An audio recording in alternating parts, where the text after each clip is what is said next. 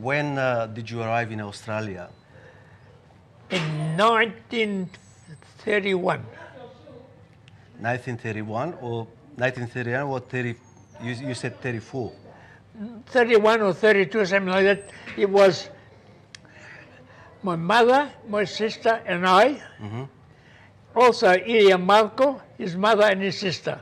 We came on the same boat, and it was the name of the Italian boat, Esquilino. I remember that. When you arrived in Australia? Yeah. Who lived in Australia from your family? My father. Your father was here in Australia, yeah? But he was in America before he came to Australia. Okay. So tell me, when you came to Australia, what did you do as a young kid? First and foremost, I went to school. Yep. And I remember the name of the school and the teacher. It was Highgate Hill School, and the teacher was Miss Crawford. Her brother was a champion tennis player in 1931, 32, 33. I remember the lady, Miss Crawford, a very tall lady, jet black hair and blue eyes. She helped me a tremendous lot for me to be able to involve myself in the Australian movement. Miss Crawford. So that was your involvement in the Australian community. Yeah. But what about the Macedonians? So did you have any contacts, any Macedonian kids at your school? Yes, always. So how many kids were from Macedonian background? West Australian Newspaper, it was this. There's a sprinkling of different nationalities, especially the Macedonian top students. So across where I was living, there's a milk bar. And in the milk bar, there's an Indian girl who spoke perfect English.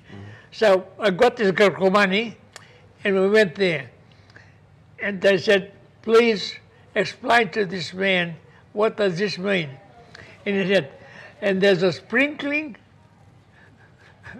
of others, but Macedonians na nas ne pokrepita kašu pišeše vesniku.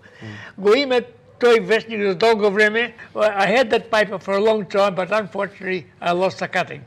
Okay, so tell me about your involvement into the Macedonian community. How did you get involved? Well, right from the word go, as I said, Ilya Malko and I and his family and their family, we spoke about it even from the word go. And we believe that our unfriendly neighbors deliberately tried to erase our identity. So we were not going to sit down and be wiped out. So we decided to fight. And we did fight, and we did succeed. And nobody can wipe out our Macedonian identity. Postoje, it lived and it will live forever. Yes, you are one of the founders of the Macedonian Peoples League. Yeah. Macedonian Australian Peoples League. Tell me, what was the idea of the Macedonian Australian Peoples League? Well, to unite the Macedonians was one idea. But let me say, Stoyan Sorbinov was also involved, and Stoica Stoichev was involved. So, and then Natarp was involved from Melbourne. Yes. Yeah. And Rhys Dalton said, actually, eventually what happened, we formed Australia-wide association. And we succeeded to be involved in the Australian affairs, and we also succeeded to get support from the Prime Minister and others in the government. But unfortunately now, nothing like this is happening. Yeah. Then you formed, the committee formed subcommittee to collect money for a hospital to be built in Macedonia. Yeah. Tell me more about it. Well, what actually happened, there's still the warfare in Aegean Macedonia. And we thought that we should build a hospital on the border. But we also left... That means in Bitola? Yeah, but we also left that open. The government would be able to identify the best part where the hospital should be built. And the money was sent, and unfortunately, the unfortunate people here, they said that Ilia Malko stole the money, which was false. Because when I went back to Macedonia, I went and I tackled the minister there. He said, yes. At the beginning, he said, no. But we sent the money through the Red Cross. Yep. And we had documentation. So when I came back from Macedonia after he was denying it, I said, interviewed at the office here in Rose Bay. And we made an appointment. The first time he said, we want to know about this money. He was Peter Boshko, Vasil Boshko, very old Macedonian bloke. He was a good patriot. Unfortunately, he's passed away. His son is alive. It's called Peter Boshkov. And we went there and we said, we want to know about this money. So the consulate then, he said, I'll make inquiries. He said, come back in a week's time or so. Well, came back there.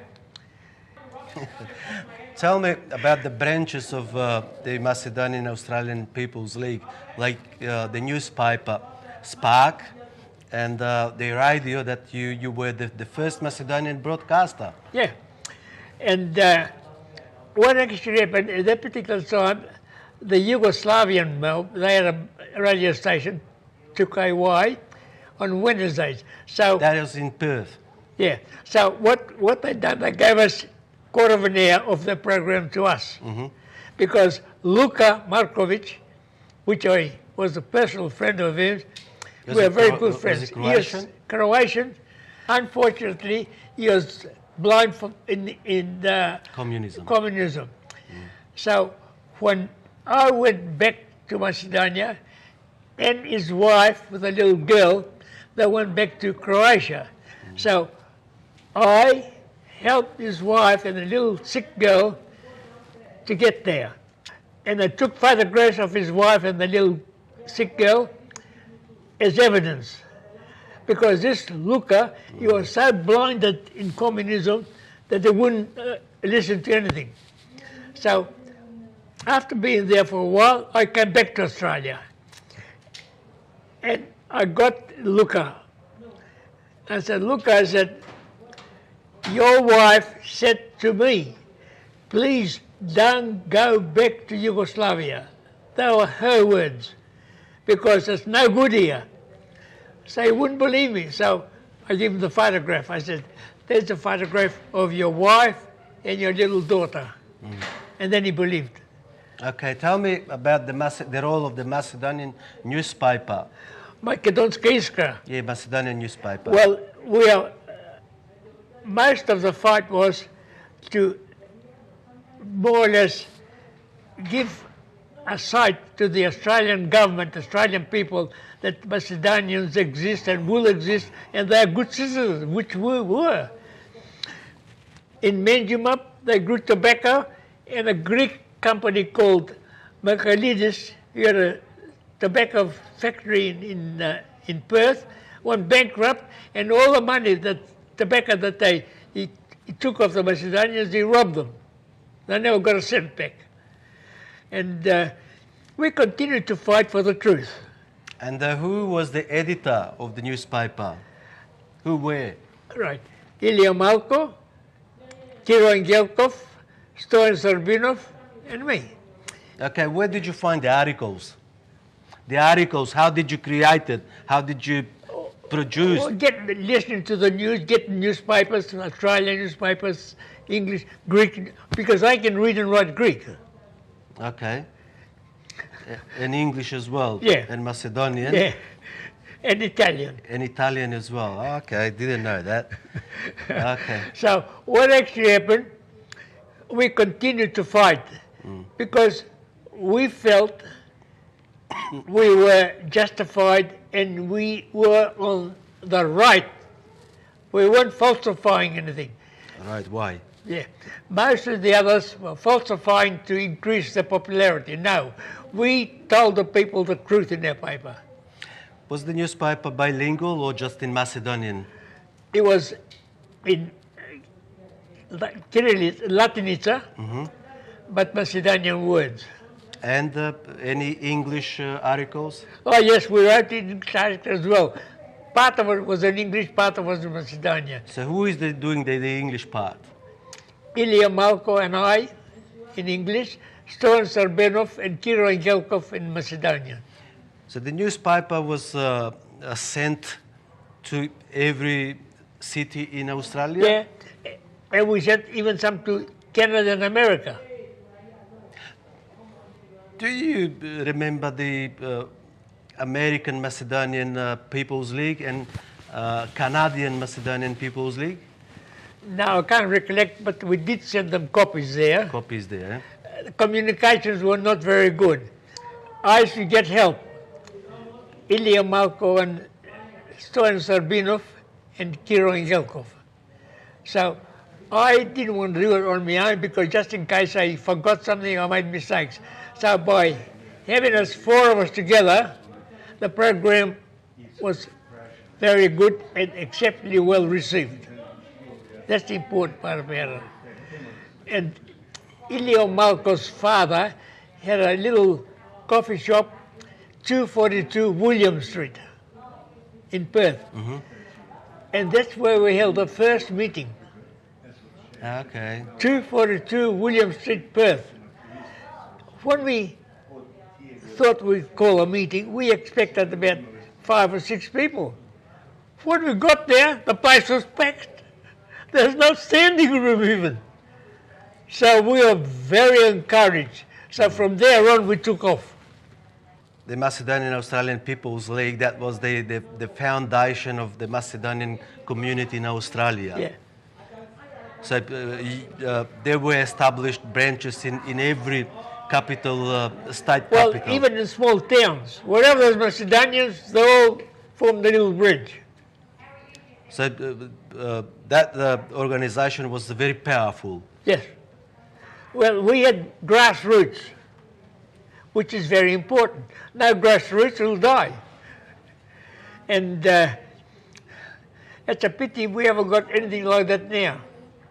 Yes, but okay, because we're running out of time. Just I want to ask you about the current situation of Macedonia. So our name has been changed to North Macedonia. As you are close to 100 years old, how did you accept it? I didn't accept it, I won't accept it. For me, there's only one Macedonia. Macedonians or Macedoniste. So, You know who said that? Gladstone. Ever heard of Gladstone? yes, yes, yes. He was an Englishman. When I went to England, I went up there. Actually, we were on a tour with my wife. There's 55 people in the tour. There's the driver and a manager. The manager was a retired Scottish history teacher. When we got near Gladstone, the statue, I said, "Stop the bus." She said, "Why?" I said, "I want a photograph in front of Gladstone." She stopped the bus, and I'll never forget her name. Her name was Dawn, the same as my daughter. So, Okay, tell me a few sentences about Zoran Zaev.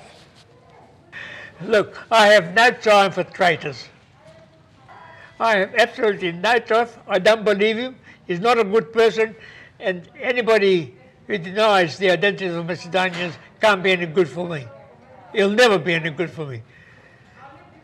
Because when we were going to build the church here, we got support from the Russian church, we got support from the English church, and we got support from other churches as well.